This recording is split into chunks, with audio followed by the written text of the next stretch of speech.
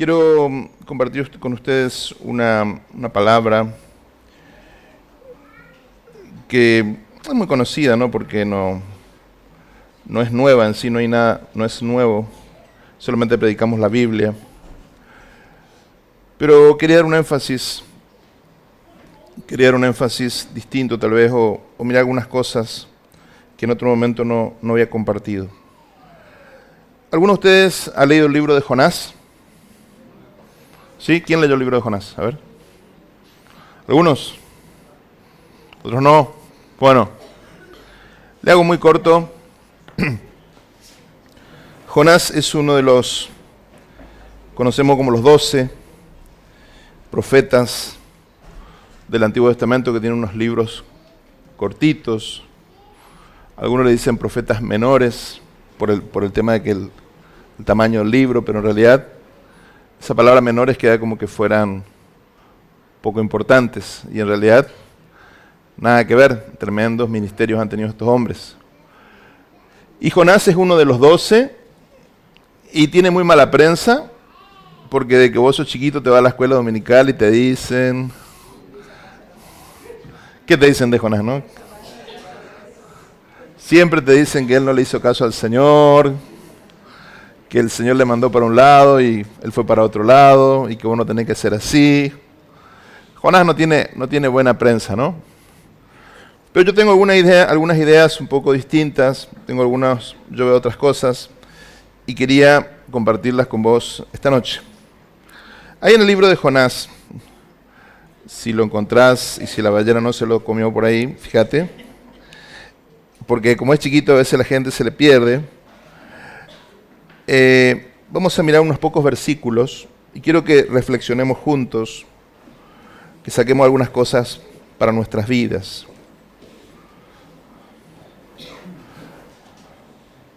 Jonás, capítulo 1, cuando lo tengas me avisás, por favor. ¿Lo encontraste? Bien. Vino palabra del Señor a Jonás, hijo de Amitai, diciendo: levántate, ve a Nínive, la gran ciudad, y clama contra ella, porque su maldad ha subido delante de mí. Este primer versículo ya nos muestra, así va directo el texto, ¿no? al llamado del Señor, al profeta. Ustedes saben que todo en la Biblia tiene un doble o triple, cuatro significados por lo menos, como nos explicaba la otra vez el pastor Sedeaca, que yo lo he enseñado muchas veces. Entonces nada es casual. Ustedes saben que en la antigüedad una de las formas más comunes de comunicarse a las personas era a través de las palomas mensajeras. Y no hace mucho, uno de mis pastores en la juventud, él criaba palomas mensajeras. Y son tremendas porque vos llevas la paloma a un lugar, miles de kilómetros, y la paloma sabe regresar a su casa. Eso es lo que hace, no es que vos le das una dirección y la paloma va a esa dirección, no. La paloma lo que sabe hacer es volver, ¿sí? La paloma sabe regresar al lugar. Entonces son muy eficientes, muy efectivas para comunicar, y durante muchos siglos, milenios, la humanidad ha usado palomas como mensajeros muy eficientes, muy eficaces. Lo interesante es que justamente nuestro profeta se llama así. Yoná en hebreo es paloma. Él es una paloma. Y justamente tiene que ver con esta cualidad y calidad de mensajero que él es. Es un hombre cuyo nombre ya determina una misión, cuyo nombre ya determina una característica. Pero también, obviamente, en todo nombre que hay una misión y hay una característica, también hay debilidades, hay miedos. Y una paloma no es justamente un animal, digamos, muy valiente. Es un animal que es depredado por muchos otros. Desde el momento que sale a volar, van a haber muchos en el aire queriendo devorarlo. Y la paloma sabe esto. Entonces, esto nos habla de un destino. de un destino. El Señor es un Dios de destinos, de planes, de propósitos. Cuando el Señor nos formó a cada uno, tiene un propósito para cada uno. Tiene un llamado para cada uno. Dios tiene un plan para cada uno, una misión. El tema es si vamos a realizarlo o no vamos a realizarlo. Esa es la gran lucha, eso es lo que viene a enseñarnos este Jonás, que tal vez vos le mirás como, este rebelde. Pero sin embargo nosotros muchas veces somos muy parecidos a Jonás. Y no como él que en una oportunidad se rebeló, sino que muchas veces nosotros a lo largo de nuestra vida estamos resistiendo la voluntad del Señor. A veces a lo largo de muchos años estamos resistiendo la voluntad del Señor. ¿Y se acuerdan lo que ocurrió? Que Jonás subió a un barco para ir exactamente al lado contrario de donde Dios le mandó. Y Dios tuvo que enviar una tormenta tremenda. Y ustedes conocen la historia. Básicamente, tuvieron que terminar tirándolo al agua a Jonás para que Jonás pueda volver a cumplir su llamado. Pero para eso, todos los que estaban en el barco perdieron sus cosas, perdieron sus mercaderías, tuvieron que tirar al agua. Hubo muchas pérdidas. Y eso es lo que ocurre con nosotros. Cuando nosotros nos resistimos a hacer la voluntad de Dios, a la larga o a la corta, muchas veces Dios va a hacer que de alguna forma terminemos haciendo su voluntad, pero con mucho sufrimiento de por medio. Y eso sería bueno evitarlo. Porque Dios ya tiene todo preparado, un plan para nosotros. Y lo que está escrito para nosotros se va a cumplir. Lo único que podemos hacer desde la forma que Él quiere, que es dejándonos llevar por Él y obedeciéndole a Él, o resistiéndonos, peleando contra Él, peleando. Y sabe que es muy difícil torcerle el brazo al Señor. Él se va a encargar de alguna forma de que nosotros cumplamos con el propósito que Él tiene para nuestras vidas. Entonces sería muy sabio de nuestra parte, en lugar de criticar a Jonás, pensar en nosotros que tal vez sabemos en nuestro corazón que hay algo que Dios tiene con nosotros, pero sin embargo estamos a veces dando vueltas y vueltas y vueltas. Y como decimos a veces, no es porque seamos malas personas. A veces simplemente tenemos miedo. A veces tenemos prejuicios. A veces decimos, yo eso no voy a hacer.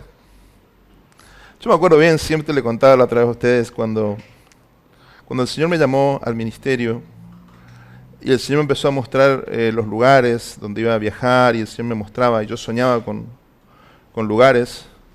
Yo decía, yo voy a ir a todos lugares, menos a Brasil. A Brasil no voy a ir, así. Yo tenía ese prejuicio. Yo decía, no, Brasil no, porque ahí no me van a entender nada. Parece que están riendo todo el tiempo. Y qué gracioso, ¿no? Que cuando el Señor empezó a abrirme puertas en Brasil hace unos años, ha sido de tanta bendición mi tiempo en Brasil. Y no solo eso, sino las puertas que se abrieron después. Y me acuerdo que yo estaba en Israel ministrando en una oportunidad, y se levantó un profeta y me dijo, pastor, me dice, Brasil es una puerta a las naciones para usted. Y realmente, literalmente fue así. Pero yo tenía un prejuicio. No tenía ni una razón, pero era un prejuicio. Y a veces tenemos un prejuicio. A veces decimos, no, con estas personas yo no voy a trabajar. Con este trabajo yo no lo voy a hacer. Esto yo nunca lo voy a hacer. Cuidado cuando decís esto. Porque tal vez ese nunca está determinando exactamente aquello que el Señor está tratando de llamarte. Y tenemos que tener cuidado con estos prejuicios. Porque a veces es la puerta de bendición más grande que el Señor tiene para vos. Pero uno tiene que soltar eso. A mí me llama mucho la atención porque vos sabés que de los profetas del Antiguo Testamento, en realidad de toda la Biblia no hay otro hombre como Jonás, porque es el único que tuvo un altísimo grado de efectividad. Donde Jonás iba y predicaba, la gente se convertía. Con ningún otro pasó esto.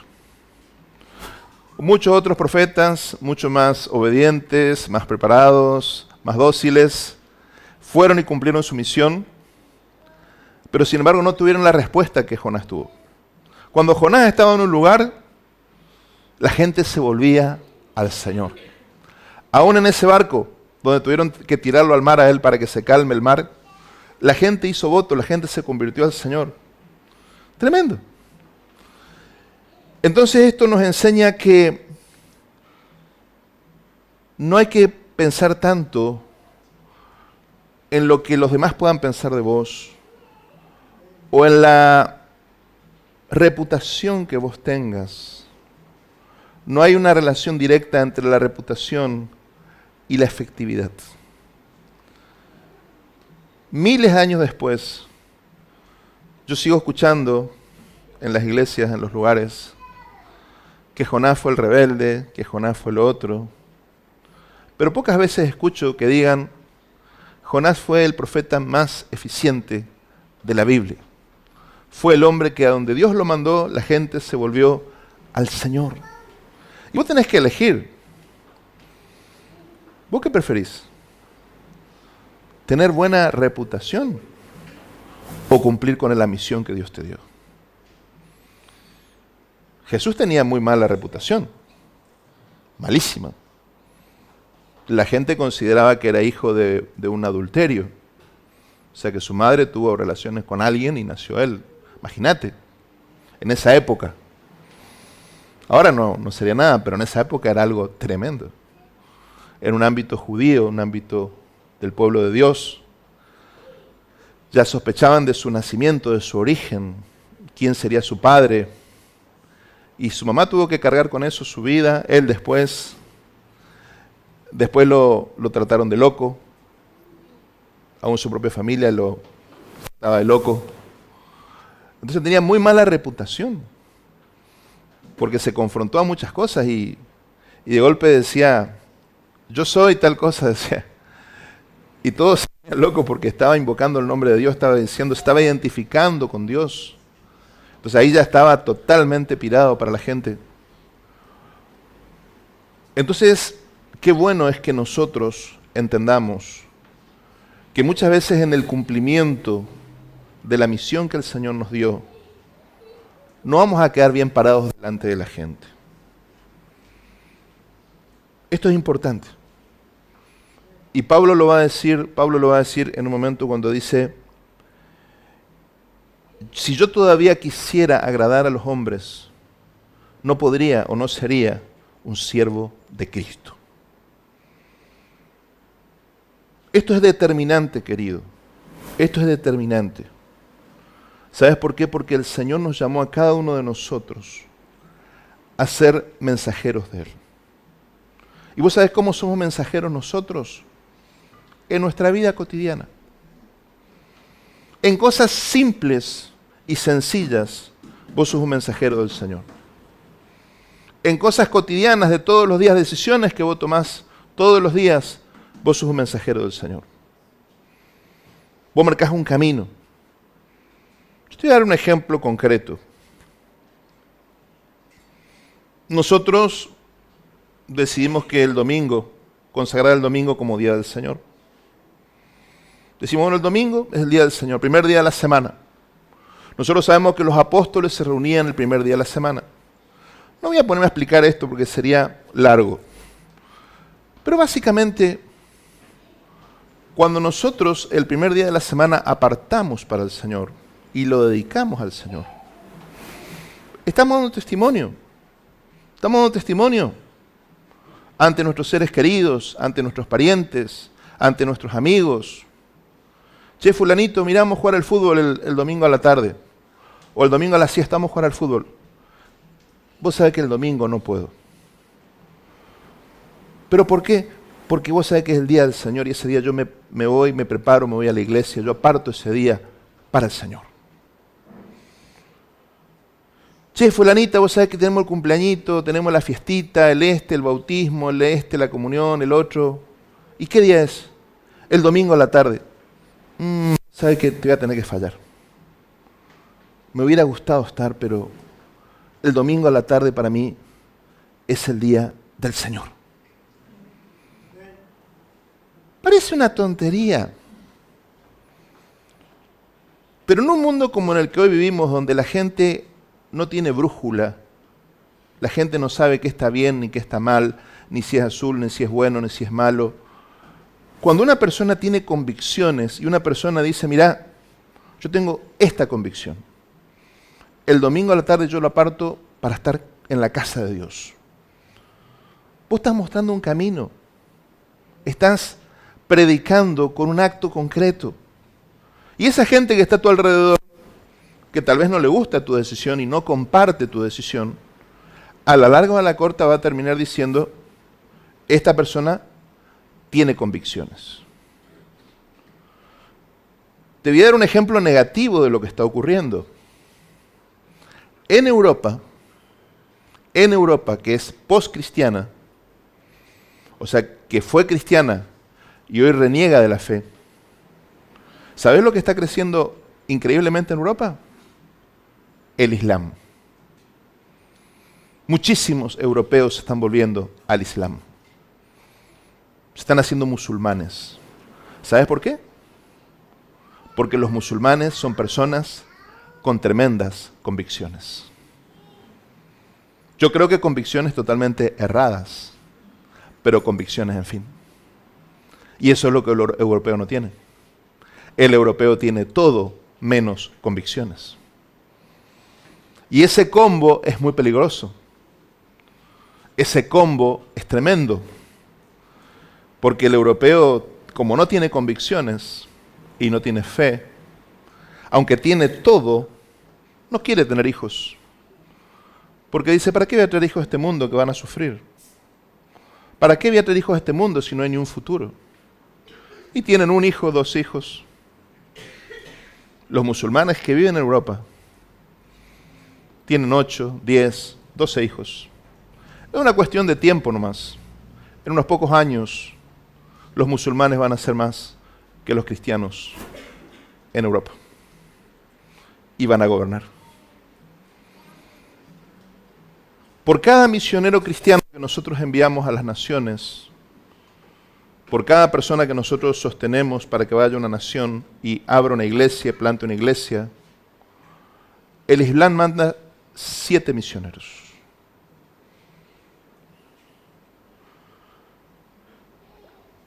Entonces, ¿cómo puede ser que nosotros que decimos estar en la verdad, conocer al Dios verdadero, recién estuvimos cantando de que cantamos al Señor, al Dios verdadero, el que nos salvó, el que esto, que aquello, ellos que no tienen ningún tipo de relación con Dios, simplemente tienen una ideología, una creencia, porque ningún musulmán te va a decir que tuvo una relación con Dios, no. Tiene un libro, lo lee, lo cree, lo practica. Ahora, ¿cómo puede ser que ellos tengan mucho más convicción que nosotros a veces? Nosotros tendríamos que replantearnos para qué estamos. Pero ¿cómo vamos a confrontar nosotros la cultura? ¿Cómo vamos a decir, yo propongo un cambio, yo quiero marcar un cambio, si no somos capaces de decirle a mi cuñada, mirá, no puedo ir al cumpleañito del nene? ¿Qué va a pasar si alguien te pide que arriesgues tu vida por Jesús? Entonces no juzguemos tan fácilmente a Jonás, porque Jonás sí que tiene una misión muy brava. Jonás tenía que ir a predicarle a los peores enemigos de Israel, que eran los ninivitas, los más crueles ejércitos de su época, los más crueles enemigos de Israel. Esos eran los que él tenía que hablarle. Era como si el Señor hoy te dice, anda y metete entre los musulmanes y predicarle a ellos. Ese era el llamado de Jonás. Entonces no le juzguemos tan fácil. y pensemos en nosotros. ¿Qué estamos haciendo nosotros por marcar el camino del Señor a las personas? Yo a veces veo que nuestro cristianismo tiende a ser tan light, tan acomodado, tan que queremos quedar bien con todos, que es muy peligroso. Es muy peligroso, ¿sabes por qué? Porque si hay una cosa que te garantiza el fracaso en la vida, es cuando querés quedar bien con todos. Las personas exitosas, ¿sabes cuáles son? Las personas que saben cuándo decir sí y cuándo decir no. Ese es el secreto. Y vos tenés que optar si le vas a decir sí al Señor o le vas a decir sí a la gente. Es simple. Por eso te digo, tal vez no quedes bien parado con los parientes, con los amigos, lo que sea, pero a la larga fuiste fiel al Señor. Vos vas a saber que fuiste fiel al Señor. ¿Amén? Menos mal que está el amigo acá que me está alentando. Gracias, bro.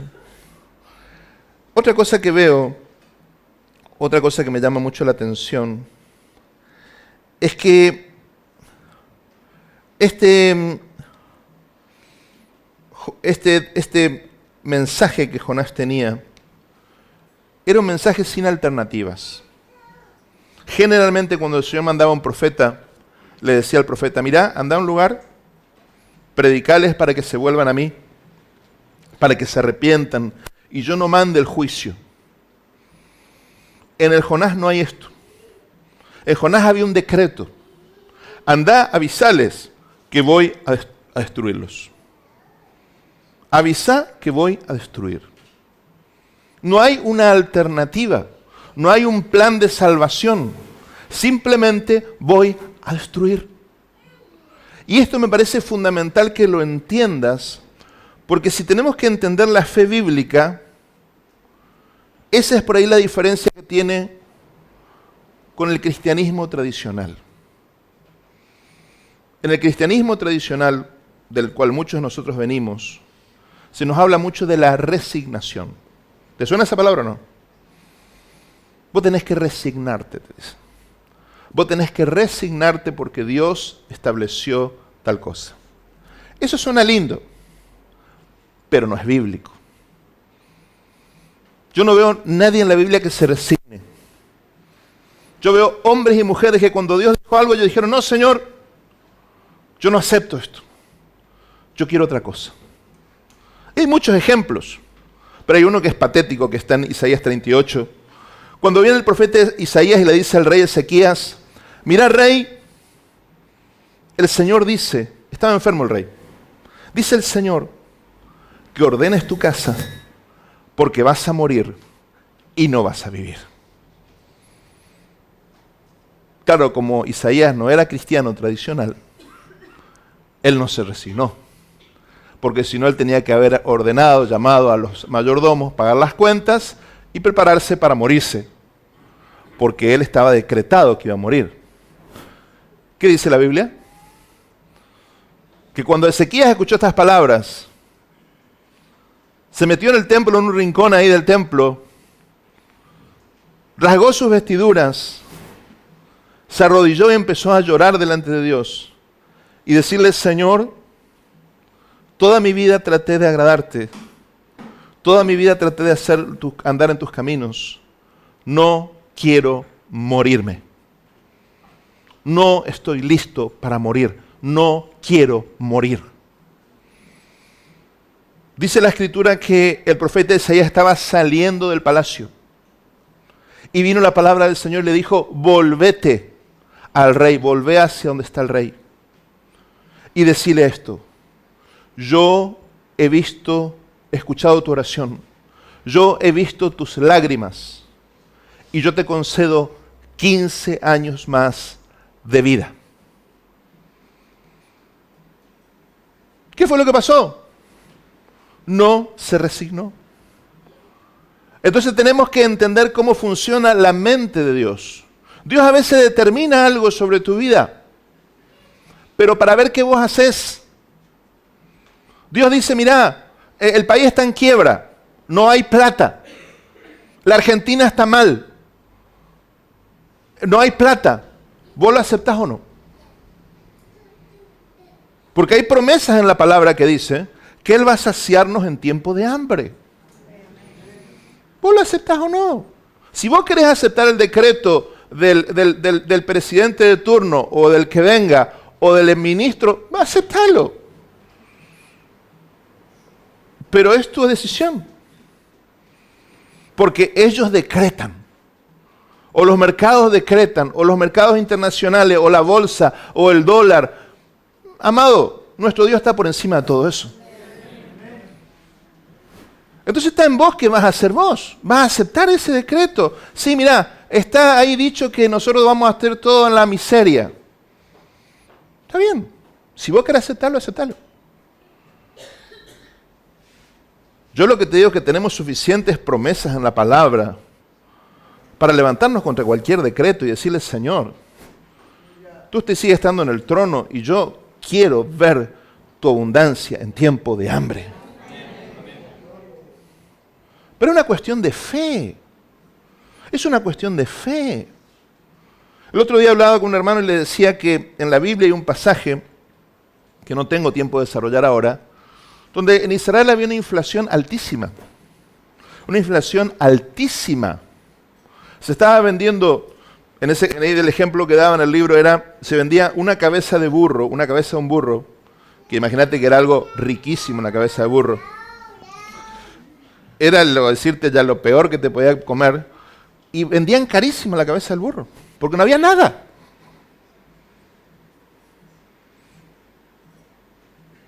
Y viene el profeta y dice, mañana a esta hora se va a vender la mejor pulpa de acá de las pampas argentinas a 100 pesos. Y se levantó uno de los príncipes del rey y dice, aunque el Señor abra los cielos, eso no va a ocurrir, dice. Santo. El profeta le contestó y le dijo, sí, mañana va a ser, pero vos no lo vas a disfrutar, le dijo. Y al otro día, el Señor entregó a un ejército enemigo en las manos de Israel. Y estuvieron 3 días recogiendo el botín. Y cuando se dieron cuenta, la oferta era tan grande que los precios bajaron, cayeron. Y ese príncipe murió en la puerta sin poder disfrutar de la bendición de Dios, porque él no le había creído al Señor. Entonces esto tiene mucho que ver con lo que vos crees y con lo que vos aceptás. Acá estaba decretada la muerte del pueblo. Los ninivitas estaban condenados a la muerte. No había alternativa. Ellos eran un pueblo impío, eran un pueblo enemigo del Señor, eran pueblo enemigo del pueblo de Dios. Tenían todo en contra. Pero cuando el Señor mandó un profeta, ellos se arrepintieron y se volvieron al Señor. Y si ahí mira, fíjate un poquito ahí en el libro del profeta.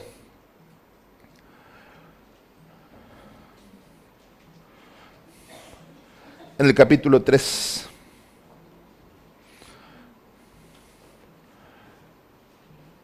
Después que Jonás se vuelve al Señor. 3:4 dice, y comenzó Jonás a entrar por la ciudad camino de un día, y proclamaba diciendo, de aquí a 40 días Nínive será destruida. Y los hombres de Nínive creyeron a Dios, y proclamaron ayuno, y se vistieron de cilicio, desde el mayor hasta el menor de ellos. Y llegó la noticia hasta el rey de Nínive, y se levantó de su trono, y se despojó de su vestido, y se cubrió de cilicio, y se sentó sobre ceniza. E hizo proclamar y anunciar en Nínive por mandato del rey y de sus grandes, diciendo, hombres, animales, bueyes, ovejas, no prueben cosa alguna, no les dé alimento ni beban agua, sino cúbranse de cilicio hombres y animales y clamen a Dios fuertemente y vuélvase cada uno de su mal camino y de la violencia que hay en sus manos. ¿Quién sabe? Puede que Dios se vuelva y se arrepienta y se aparte del furor de su ira y no perezcamos. Y vio Dios lo que hicieron, que se volvieron de su mal camino, y se arrepintió Dios del mal que había dicho que les haría, y no lo hizo.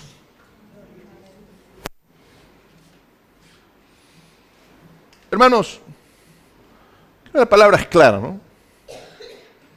Esta persona, no había persona en peor situación que esta. Estas personas eran impías, eran un desastre, eran idólatras, eran asesinos. Estaba un poquito más complicado que nosotros.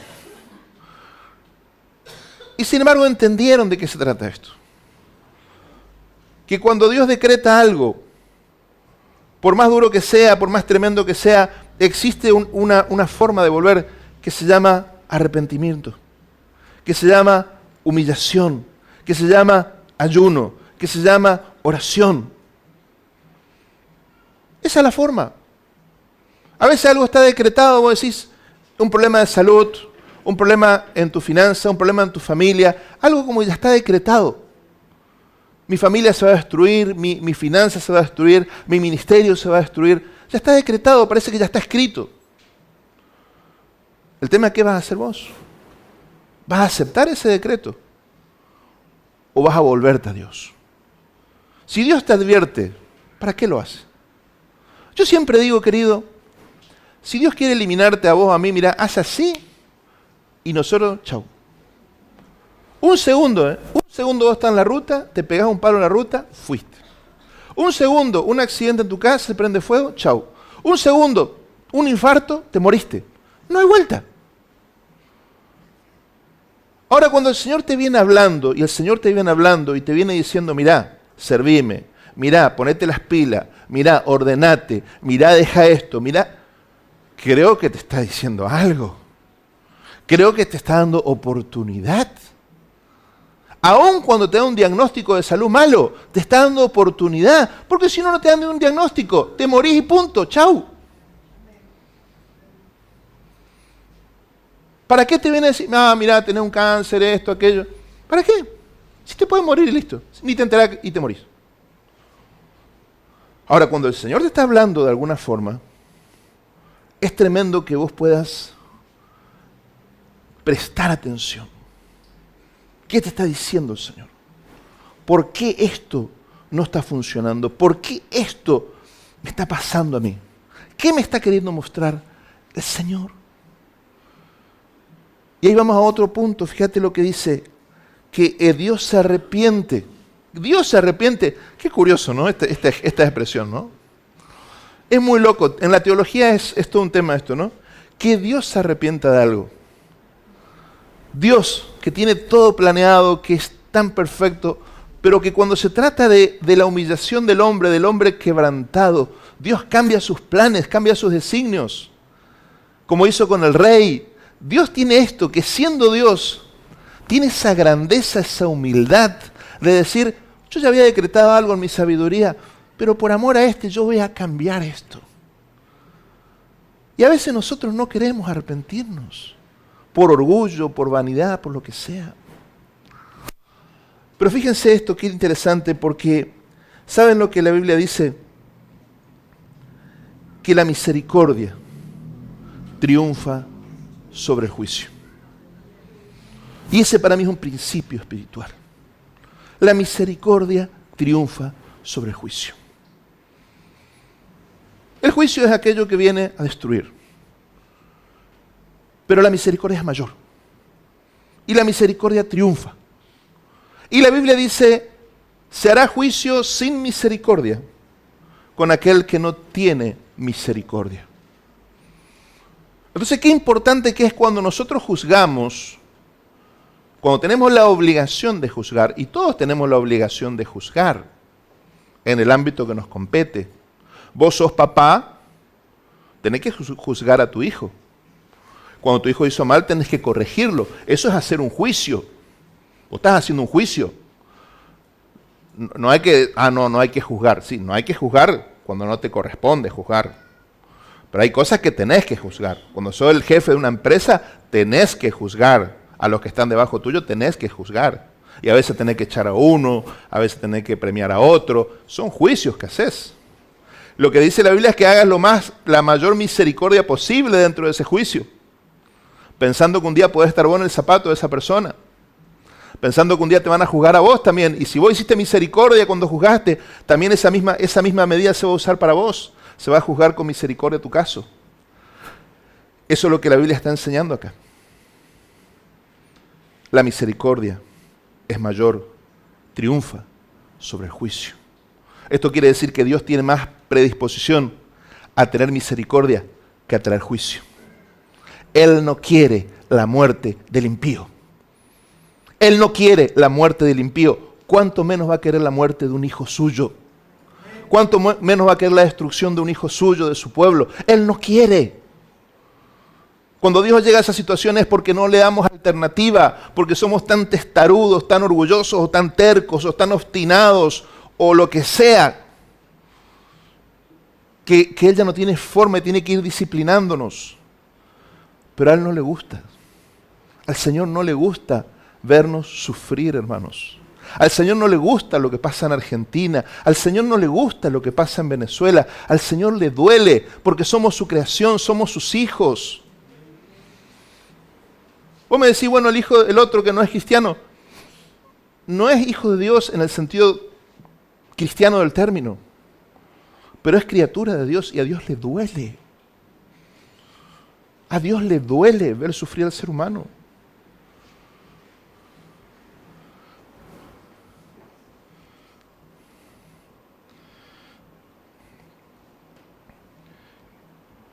Te voy a leer un solo pasaje y termino. Lamentaciones capítulo 3. Toma nota si querés, versículo 20 en adelante. No hace falta que lo busques. Solamente quiero que prestes atención a la lectura. Lo tendré aún en memoria, porque mi alma está batida dentro de mí. Esto recapacitaré en mi corazón, por lo tanto esperaré. Por la misericordia de Jehová no hemos sido consumidos, porque nunca decayeron sus misericordias. Nuevas son cada mañana, grande es tu fidelidad. Mi porción es Jehová, dijo mi alma, por tanto en Él esperaré. Bueno es Jehová a los que en Él esperan, al alma que le busca. Bueno es esperar en silencio la salvación de Jehová. Bueno le es al hombre llevar el yugo desde su juventud, que se siente solo y calle, porque es Dios quien se lo impuso. Ponga su boca en el polvo por si aún hay esperanza. Dé la mejilla al que le hiere y sea colmado de afrentas, porque el Señor no desecha para siempre. Antes sí aflige, también se compadece según la multitud de sus misericordias, porque no aflige ni entristece voluntariamente a los hijos de los hombres.